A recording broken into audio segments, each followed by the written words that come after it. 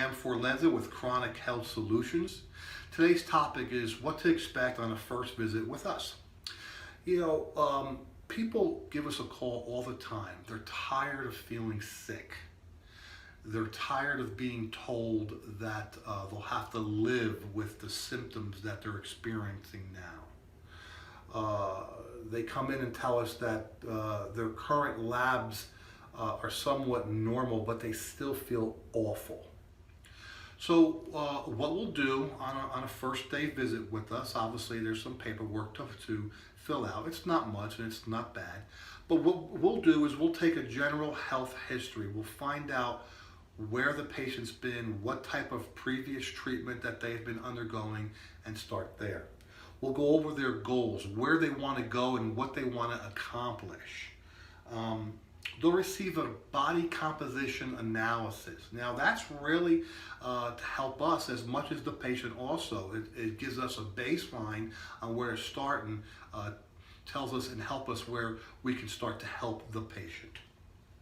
To receive a nutritional evaluation and also a report of findings. After that, we'll begin the testing process, okay? It's a very simple test. It can be done here or in the comfort of your own home. And the three main areas that we test are food sensitivities, nutrient deficiencies, and toxicities or heavy metals. We test over 400 different foods, over 325 non-foods, things like dust mites and other non-food danger from pets and so forth. As far as food sensitivities are concerned, we know that certain food sensitivities place pressure on the immune system. For instance, I had a patient come in here. She was on another weight loss program, not one of ours, but she wasn't doing well.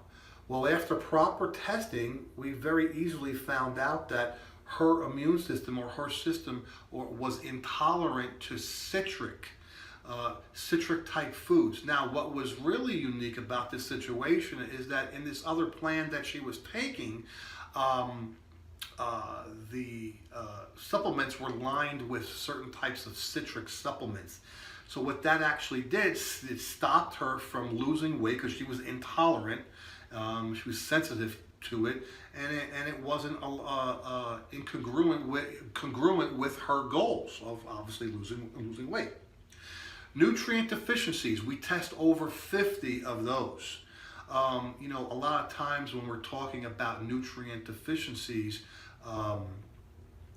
gluten comes to mind, and gluten intolerances, meaning that a lot of times people that have gluten sensitivities, this gluten protein, it's a sticky protein, will come in and wreak havoc on the gut. It'll actually carve out this important villi that is used to absorb nutrients. Gluten insensitivities or tolerances are also things that we test for, but also play a huge factor, along with other things, in nutrient deficiencies with individuals. Toxicities. I was reading an article about toxicities, and we test over 50 toxicities and heavy metals. But I was reading an article about cosmetics, and they was doing a test about approximately 33 brands of lipstick were tested. And out of those 33 that were tested, 20 contained lead. So what's happening is that we're consuming these toxins, these heavy metals from the foods that we eat, such as fish may contain high levels of mercury sometimes, cosmetics, as I just mentioned. You've heard me talk about paint in previous videos, whereas lead paint, even though there's no more lead in paint these days, the lead that was in the paint can go down 4 generations. So chances are, if your parents or grandparents were exposed to these lead toxicities, there could be a very good chance that you're suffering from one of these heavy metal toxicities.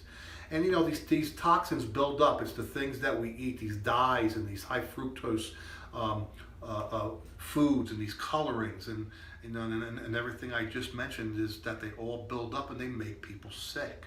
So with specific testing, you know, we get a lot of people well.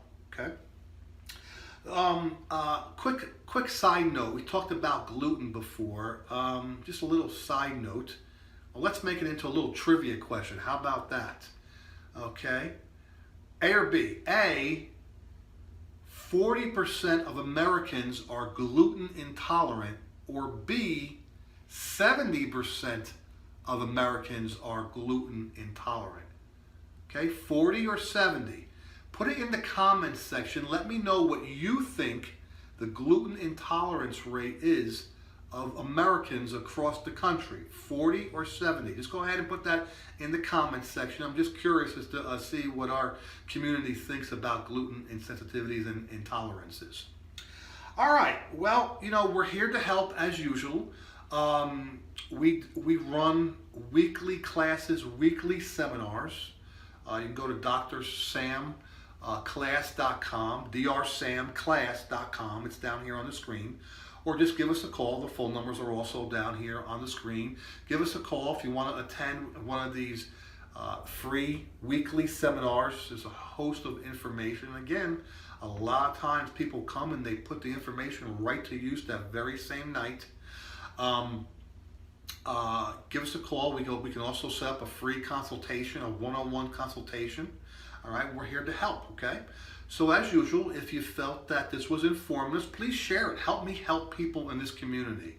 Give us a like, okay? If you're watching it on YouTube, subscribe to our channel, ring that bell so you'll be notified when our next videos come out. Okay, it's been my pleasure. This is Dr. Sam with Chronic Health Solutions, and we'll talk soon.